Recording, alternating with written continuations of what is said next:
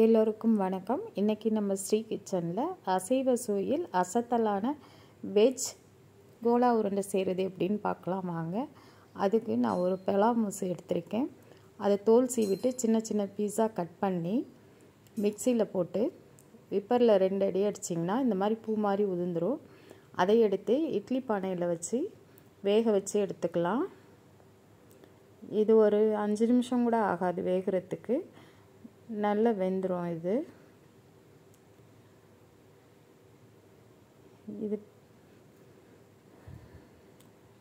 பாருங்கள், வெந்துருச்சு. நல்லா பூ மாதிரி இருக்குது, சாஃப்டாக இருக்குது. நீங்கள் இப்படி வேக வச்சு எடுத்துக்கிட்டிங்கன்னா, தண்ணியில் டைரெக்டாக வேக வைக்காமல் இப்படி ஆவியில் வேக வச்சு எடுத்துக்கிட்டிங்கன்னா தண்ணி இல்லாமல் இருக்கும். அப்போ தான் நம்ம கோலா உருண்டை செய்கிறப்ப கெட்டியாக இருக்கும், இல்லைன்னா தண்ணி ஆகிடும். இதுக்கு கூடவே அரைக்கிறதுக்கு சோம்பு 1 ஸ்பூனு, கிராம்பு 2, பட்டை 1, தேங்காய் 1 கைப்பிடி, பொட்டுக்கடலை 1 கைப்பிடி, வெங்காயம் சின்ன வெங்காயம் 20, இஞ்சி, பூண்டு எல்லாத்தையும் போட்டு நம்ம 2 ஸ்பூன் எண்ணெய் ஊற்றி கடாயில் இதெல்லாம் வறுத்துக்கலாம். தேவையான அளவு மிளகாய் போட்டுக்கலாம். சோம்பு கசகசா நல்லா பொரிஞ்சதுக்கப்புறம் ஒரு துண்டு இஞ்சி போட்டுக்கலாம். தேங்காயும் போட்டு வதக்கிடலாம். ரொம்ப வதங்கணும்னு அவசியம் இல்லை. இப்போ இஞ்சியை சேர்த்தாச்சு. பொட்டுக்கடலை 1 கைப்பிடி, அதையும் போட்டு வதக்கிட்டு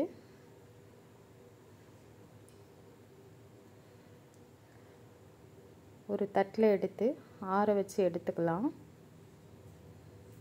அதுக்கு முன்னாடி கொஞ்சம் கொத்தமல்லி, புதினா கொஞ்சம் சேர்த்து வதக்கிட்டிங்கன்னா அது நல்ல வாசனையை கொடுக்கும். கோலா உருண்டைக்கு அந்த அசைவ சுவையையும் கொடுக்கும். அதனால் மறக்காமல் புதினாவும் கொத்தமல்லியும் போட்டுக்கோங்க. இப்போ மிக்ஸி ஜாரில் தண்ணி ஊற்றாமல் இதெல்லாம் அரைச்சி எடுத்துக்கிட்டு கொஞ்சமாக அந்த பலாமுசையும் போட்டு அரைச்சிங்கன்னா தண்ணியே தேவையில்லை. இதுக்கு ஏன் பலாமுசு இன்னும் கொஞ்சம் இருக்கிறதுனால நான் 2வது தடவையும் அரைக்கிறேன். அதை ஒரு பாத்திரத்தில் எடுத்துக்கலாம். எடுத்துட்டு மீதி இருக்கிற பலாமுசையும் போட்டு அரைச்சி எடுத்துக்கலாம். பல்ஸ் மோல்டில் வச்சு அரைச்சாலே போதும், சீக்கிரம் அரைப்பட்டுரும். அதோட கொத்தமல்லி கொஞ்சம் எடுத்து தூவிக்கலாம்.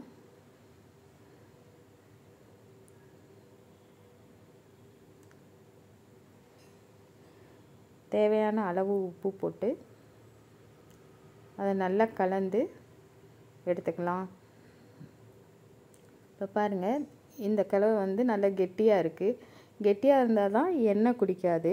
தண்ணி ஆயிடுச்சுன்னா எண்ணெய் குடிக்கும். அப்படி உங்களுக்கு தண்ணி ஆயிடுச்சுன்னா லைட்டாக கொஞ்சமாக அரிசி மாவு போட்டுக்கோங்க. இப்போ கடாயில் எண்ணெயை வச்சுருக்கேன். அந்த எண்ணெய் காய்கிறதுக்குள்ளார நம்ம இந்த கலவையிலேருந்து சின்ன சின்ன உருண்டையாக உருட்டி எடுத்துக்கலாம். சின்ன உருண்டையாகவே உருட்டிக்கங்க, இல்லைன்னா உள்ளே வேகாது. சிம்மிலேயே வைக்கணும். இல்லைன்னா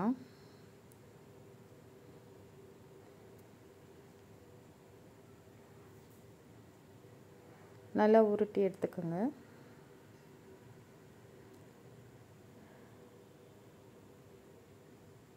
இப்போ எண்ணெய் நல்லா காஞ்சிருச்சு. அதுலேருந்து இந்த உருண்டையெல்லாம் போட்டு கொஞ்சம் கொஞ்சமாக உருண்டையை போட்டு நம்ம நல்லா அதை வேக வச்சு எடுத்துக்கலாம். ரொம்ப ஹையில் வைக்காதீங்க, மேலே தீஞ்சிரும், உள்ளே வேகாது. அதனால் கொஞ்சம் மீடியமாக வச்சு ஸ்டவ்வை பொரிச்சு எடுங்க இந்த கோலா உருண்டையை. இது பார்க்க அசைவ கோலா உருண்டை மாதிரியே இருக்கும், டேஸ்ட்டும் அப்படியே இருக்கும். நீங்கள் இதை செஞ்சு பாருங்கள்.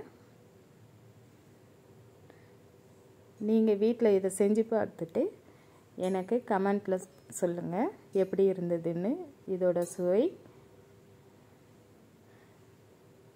இந்த சேனல் பிடிச்சிருந்தா லைக் பண்ணுங்கள், ஷேர் பண்ணுங்கள், சப்ஸ்கிரைப் பண்ணுங்கள். பாருங்கள் எப்படி இருக்குன்னு. சூப்பராக இருக்கும். சாப்பிட்டு பாருங்கள், செஞ்சு பாருங்கள்.